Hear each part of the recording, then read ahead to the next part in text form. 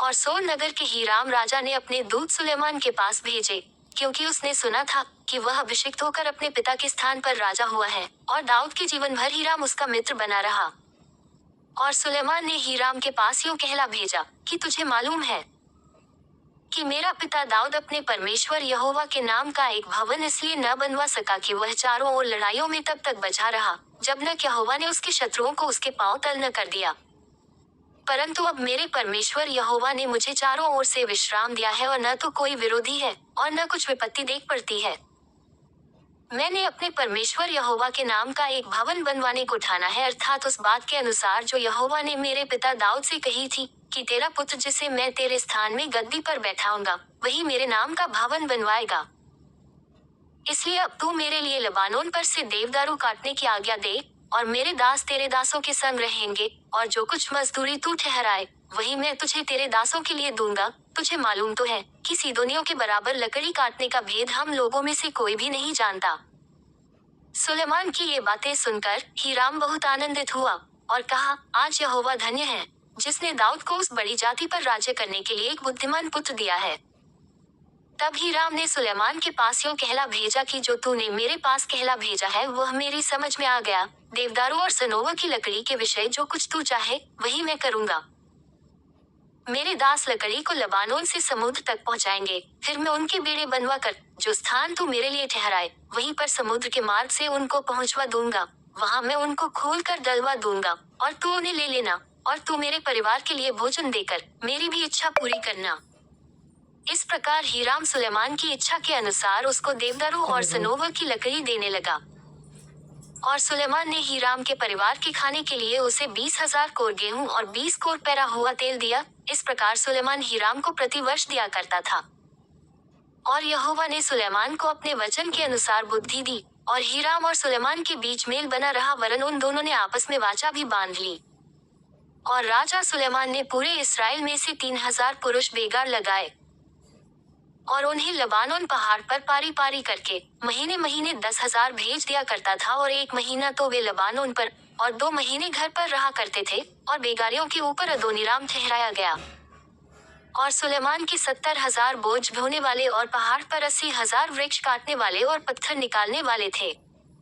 इनको छोड़ सुलेमान के 3,300 मुखिए थे जो काम करने वालों के ऊपर थे। फिर राजा की आज्ञा से बड़े बड़े अनमोल पत्थर इसलिए खोद कर निकाले गए कि भवन की नींव गड़े हुए पत्थरों से डाली जाए। और सुलेमान के कारीगरों और हीराम के कारीगरों और गबालियों ने उनको गढ़ा, और भवन के बनाने के लिए लकड़ी और पत्थर तैयार किए। इसराइलियों के मिस्र देश से निकलने के 480वें वर्ष के बाद, जो सुलेमान के इसराइल पर राज्य करने का चौथा वर्ष था, उसके जीव नाम दूसरे महीने में वही यहोवा का भवन बनाने लगा। और जो भवन राजा सुलेमान ने यहोवा के लिए बनाया उसकी लंबाई 60 हाथ, चौड़ाई 20 हाथ और ऊंचाई 30 हाथ की थी।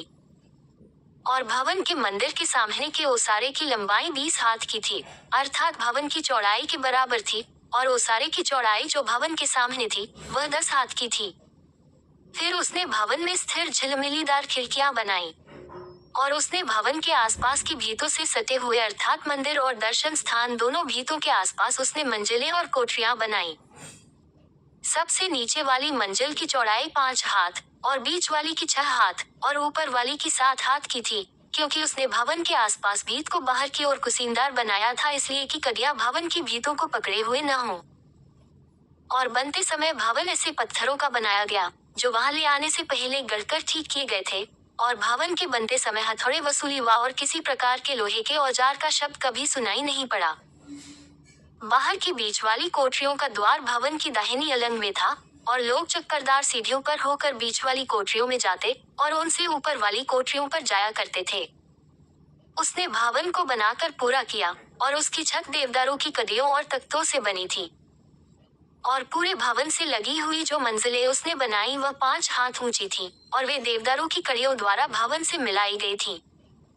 तब यहोवा का ये वचन सुलेमान के पास पहुंचा कि यह भवन जो तू बना रहा है, यदि तू मेरी विधियों पर चलेगा और मेरे नियमों को मानेगा और मेरी सब आज्ञाओं पर चलता हुआ उनका पालन करता रहेगा, तो जो वचन मैंने तेरे विषय में तेरे पिता दाऊद को दिया था उसको मैं पूरा करूंगा। और मैं इसराइलियों के मध्य में निवास करूंगा और अपनी इस्राएली प्रजा को न त्यजूंगा। सो सुलेमान ने भवन को बनाकर पूरा किया और उसने भवन की भीतों पर भीतरवार देवदारों की तख्ताबंदी की और भवन के फर्श से छत तक भीतों में भीतरवार लकड़ी की तख्ताबंदी की और भवन के फर्श को उसने सनोवर के तख्तों से बनाया। और भवन की पिछली अलंग में भी उसने 20 हाथ की दूरी पर फर्श से ले भीतों के ऊपर तक देवदारों की तख्ताबंदी की। इस प्रकार उसने परम पवित्र स्थान के लिए भवन की एक भीतरी कोठरी बनाई। उसके सामने का भवन अर्थात मंदिर की लंबाई 40 हाथ की थी और भवन की भीतों पर भीतरवार देवदारों की लकड़ी की तख्ताबंदी थी और उसमें इत्र और खिले हुए फूल खुदे थे। सब देवदारों ही था, पद भर कुछ नहीं दिखाई पड़ता था। भवन के भीतर उसने एक दर्शन स्थान यहोवा की वाचा का संदूक रखने के लिए तैयार किया और उस दर्शन स्थान की लंबाई चौड़ाई और ऊंचाई 20-20 हाथ की थी और उसने उस पर चोखा सोना मरवाया और वेदी की तख्ताबंदी देवदारों से की। फिर सुलेमान ने भवन को भीतर भीतर चोखे सोने से मरवाया और दर्शन स्थान के सामने सोने की सांकलें लगाई और उसको भी सोने से मरवाया और उसने पूरे भवन को सोने से मरवा कर उसका पूरा काम निपटा दिया और दर्शन स्थान की पूरी वेदी को भी उसने सोने से मरवाया। दर्शन स्थान में उसने 10-10 हाथ ऊंचे जलपाई की लकड़ी के 2 करूब बना रखे। एक करूब का एक पंख 5 हाथ का था और उसका दूसरा पंख भी 5 हाथ का था। एक पंख के सिरे से दूसरे पंख के सिरे तक 10 हाथ थे और दूसरा करूब भी 10 हाथ का था। दोनों करूब एक ही नाप और एक ही आकार के थे। एक करूब की ऊंचाई 10 हाथ की और दूसरे की भी इतनी ही थी और उसने करूबों को भीतर वाले स्थान में धरवा दिया और करूबों के पंख ऐसे फैले थे कि एक करूब का एक पंख एक भीत से और दूसरे का दूसरा पंख दूसरी भीत से लगा हुआ था। फिर उनके दूसरे 2 पंख भवन के मध्य में एक दूसरे से लगे हुए थे और करूबों को उसने सोने से मरवाया और उसने भवन की भीतों में बाहर और भीतर चारों ओर करूब खजूर और खिले हुए फूल खुदवाए और भवन के भीतर और बाहर वाले फर्श उसने सोने से मरवाए और दर्शन स्थान के द्वार पर उसने जलपाई की लकड़ी के किवाड़ लगाए और चौखट के सिरहाने और बाजुओं की लंबाई भवन की चौड़ाई का 5वां भाग थी। दोनों किवाड़ जलपाई की लकड़ी के थे और उसने उनमें करूब खजूर के वृक्ष और खिले हुए फूल खुदवाए और सोने से मढ़ा और करूबों और खजूरों के ऊपर सोना मरवा दिया गया। इसी की रीति उसने मंदिर के द्वार के लिए भी जलपाई की लकड़ी के चौखट के बाजू बनाए और वह भवन की चौड़ाई की चौथाई थी।